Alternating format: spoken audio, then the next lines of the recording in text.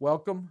If you're coming back to watch another video, thank you. We're just getting started on those, as you can see. So it was like 2 months ago, I started all this in here. I was using these, which by the way, those are my tomato slips.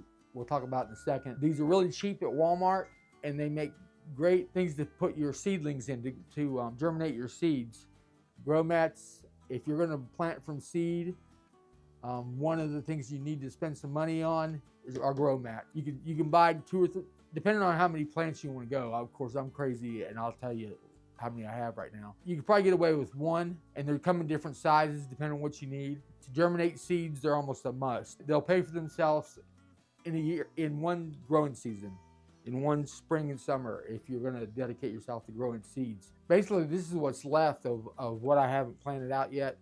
Petunias I got to get done, because they're like crowding themselves. In fact, they're not even good green anymore because there's not enough space in these things. But that was my plan yesterday. I just never got to it. And just a few things. They're bluebell, and I got a bunch of flowers that I'm gonna still plant, because you can plant flowers late into the summer if you're watering well and if they're the right ones. I struggle with germinating my peppers well. I soak my seeds. I plant them in good potting mix.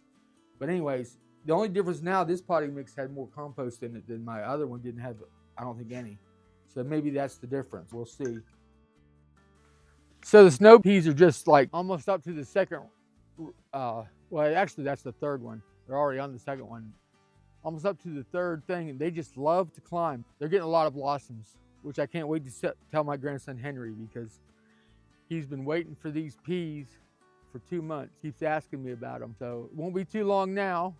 I was looking to see if I could see any pods developing yet on those blossoms, but not yet, but they're coming. Another thing that my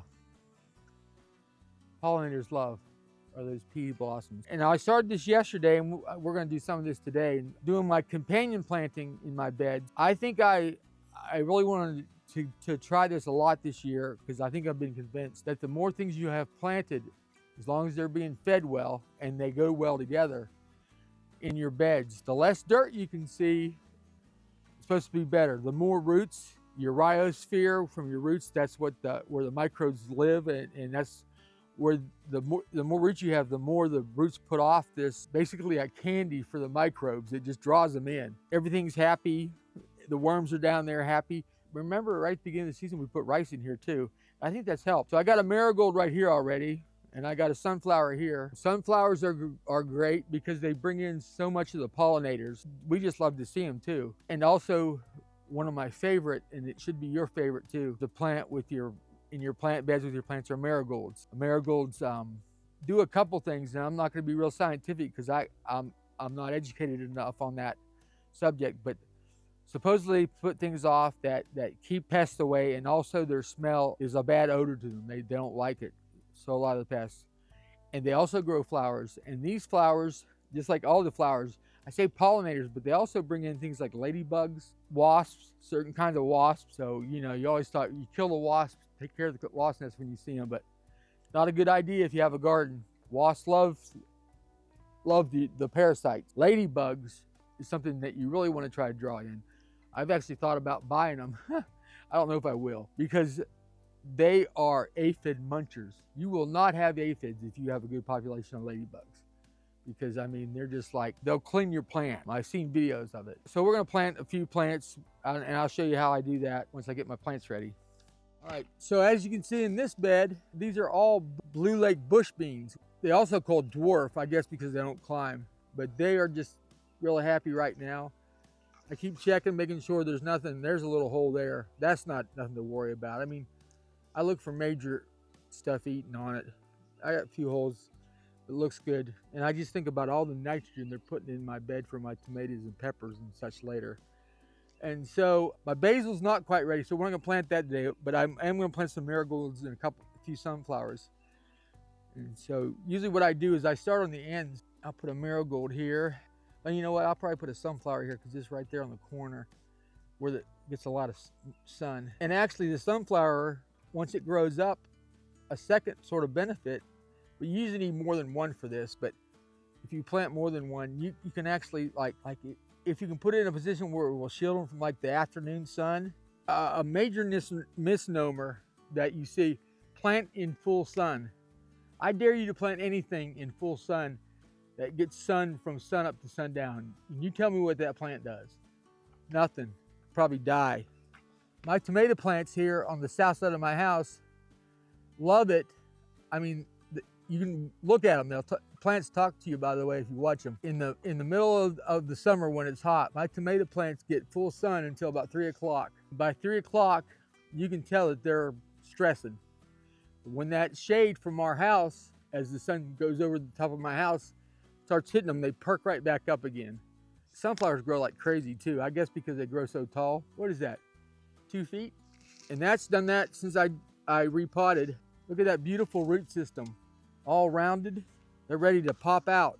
Just a little handful in here of all the different stuff I put together. My witch's brew.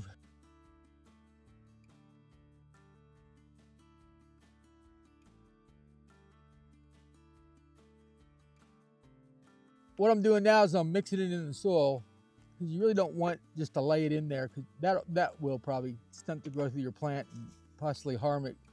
You don't want to burn them up. But nothing in that mix I did is going to burn. I mean, anything can burn a plant amendment-wise if you try hard enough, but it'd be hard to do. So then I just make that a little bit deeper. Oh, I meant to say too, this bed and most of my beds yesterday, I still have a few to do. And I always try to mark it even if I know for sure what it is, because believe me, you start getting, well, sunflowers, it'd be hard to get confused. Look at that. See, that's a healthy plant. So this is what we want to feed.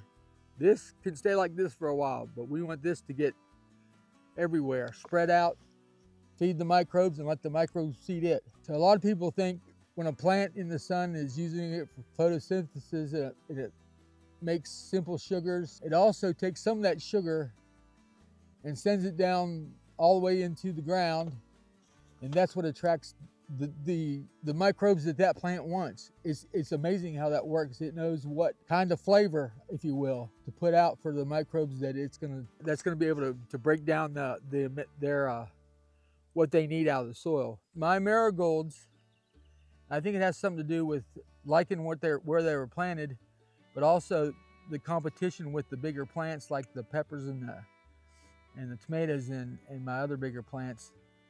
And all these plants, some of them, you'll say, well, you never heard that before, whatever. Some of these are random, but they also, if they're random, I'm thinking big tops, big flowers, lots of pollinators.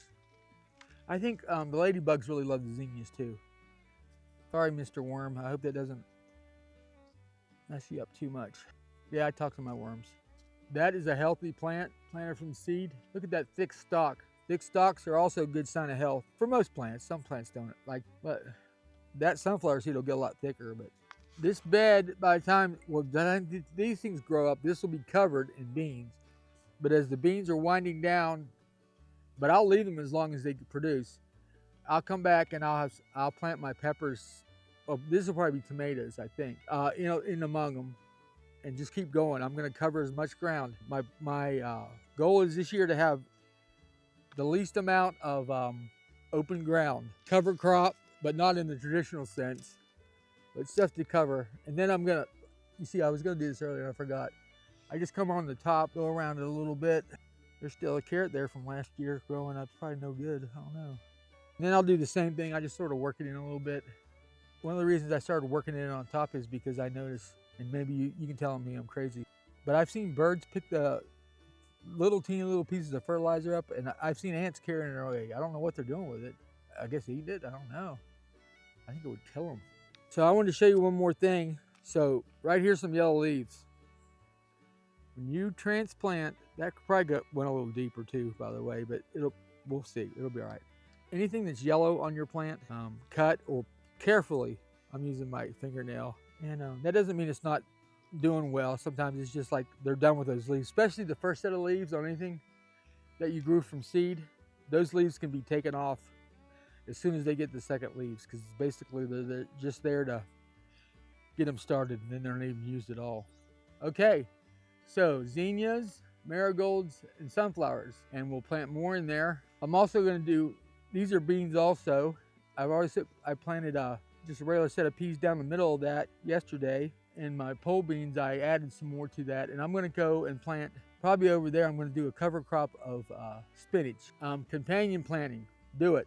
If you want a healthy garden, I just watched another video from the Millennial Gardener. You need to look him up if you want to. He's got a lot of great information on companion planting onions and peppers, and I'm going to do it. So I'll probably show you when I do it. All right, so have a great day. Go Penguins. Beat the Flyers. We're starting tomorrow, I think. Philadelphia Flyers. If you're a Flyer fan, I'm sorry. I'll pray for you.